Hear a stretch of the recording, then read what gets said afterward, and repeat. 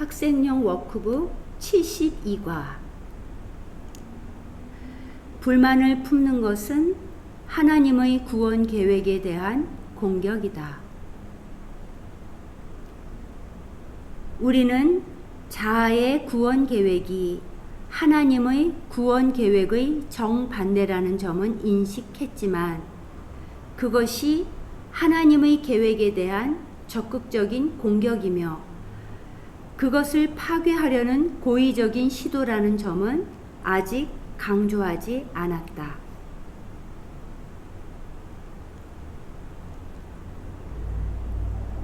자아의 그러한 공격을 통해 실제로 자아와 관련된 속성이 하나님께 부여되어 자아는 마치 하나님의 속성을 띠는 듯이 보인다. 자아의 근본적인 소망은 하나님을 대신하는 것이다. 사실 자아란 이러한 소망이 육체적으로 구현된 것이다.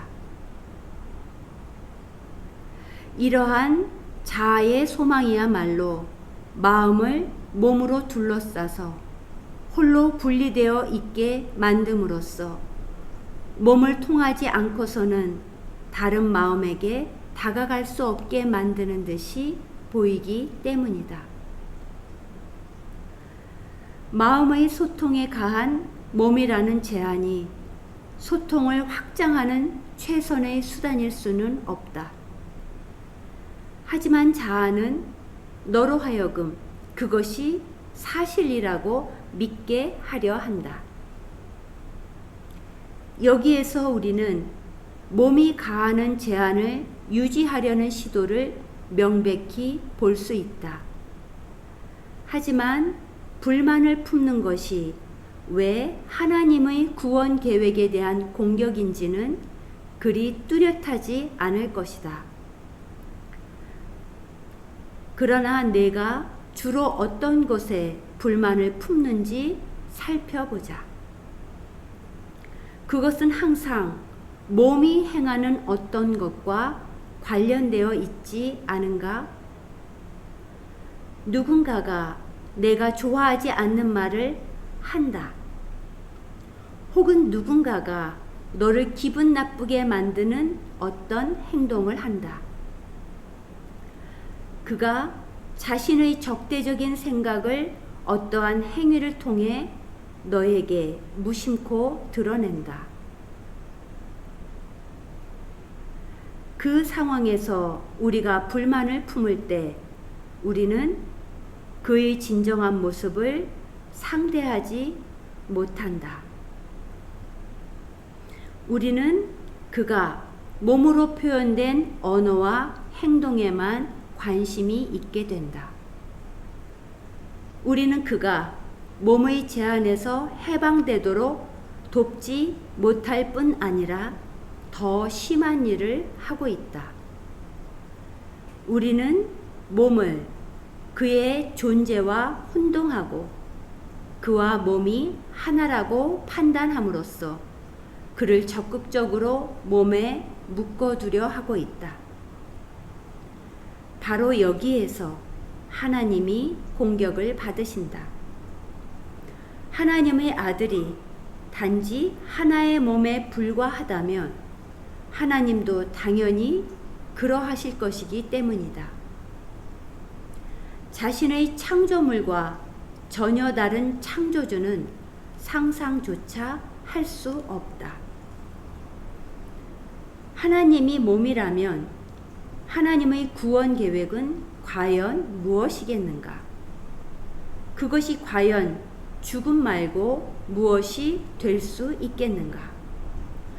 자신을 죽음의 저자가 아닌 생명의 저자로 나타내려는 하나님은 거짓된 약속을 남발하고 진리 대신 환상을 제공하는 거짓말쟁이이자 사기꾼이 되어버린다. 몸은 외견상 실제인 듯이 보이기에 하나님에 대한 이런 관점이 아주 설득력 있어 보인다. 사실 몸이 실제라면 그런 결론을 내리지 않기가 어려울 것이다. 그리고 너는 불만을 품을 때마다 몸이 실제라고 주장하는 것이다. 그것은 내 형제의 정체를 완전히 간과한다. 불만은 그가 몸이라는 너의 믿음을 강화하며 그런 믿음을 이유로 그를 정죄한다.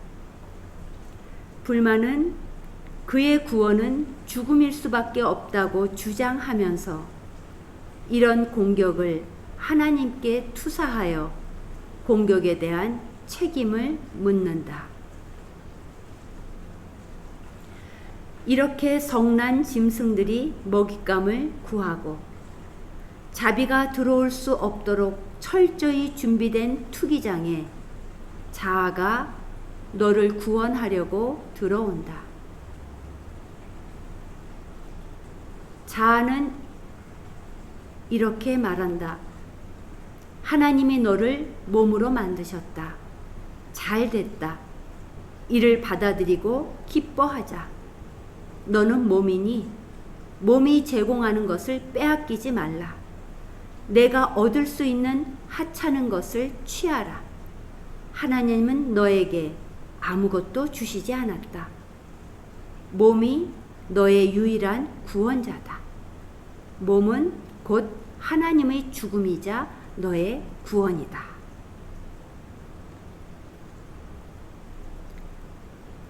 이러한 자아의 음성이 바로 내가 보는 이 세상의 보편적인 믿음이다. 어떤 사람들은 몸을 증오하여 몸을 해치고 모욕하려고 한다. 다른 사람들은 몸을 사랑하여 몸을 찬양하고 드높이려고 한다. 그러나 너 자신에 대한 개념의 중심에 몸이 있는 한 너는 하나님의 구원 계획을 공격하고 하나님과 그의 피조물에게 불만을 품고 있는 것이다. 그러니 너는 진리의 음성을 듣지도 않고 그 음성을 친구로 환영하지도 않을 것이다. 대신에 내가 선택한 구원자가 그 자리를 차지한다. 그가 너의 친구가 되고 진리의 음성은 너의 적이 된다. 우리는 오늘 구원에 대한 이런 어리석은 공격을 중단하고 대신에 구원을 환영하려고 시도할 것이다. 위 아래가 뒤집힌 너의 지각은 내 마음의 평화를 파괴했다.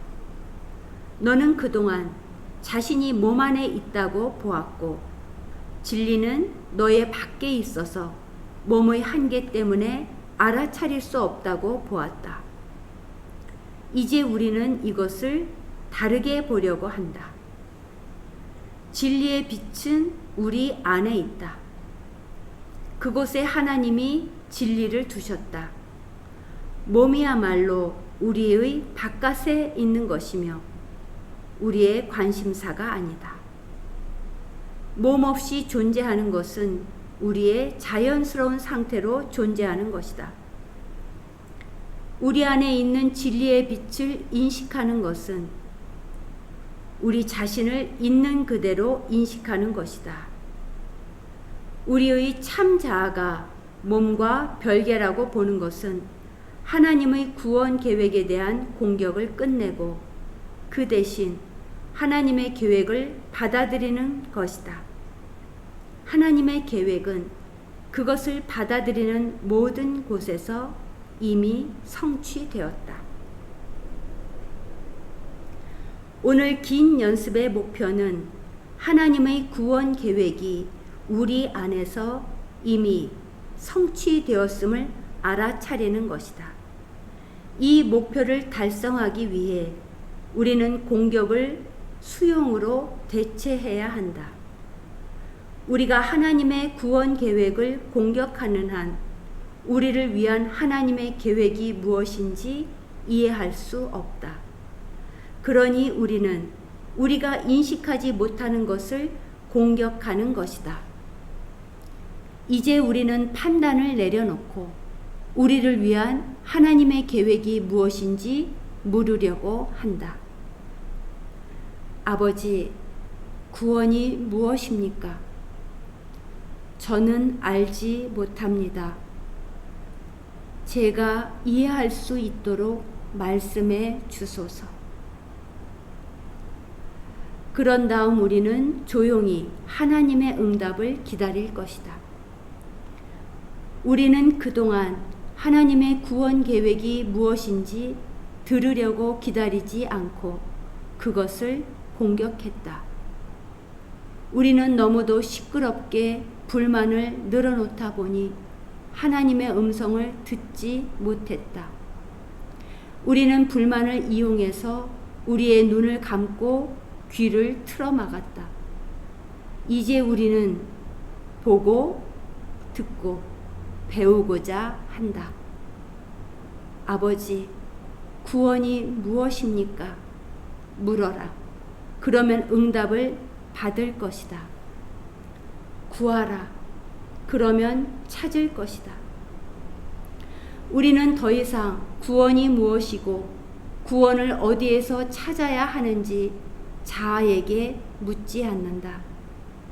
우리는 그것을 진리에게 묻는다.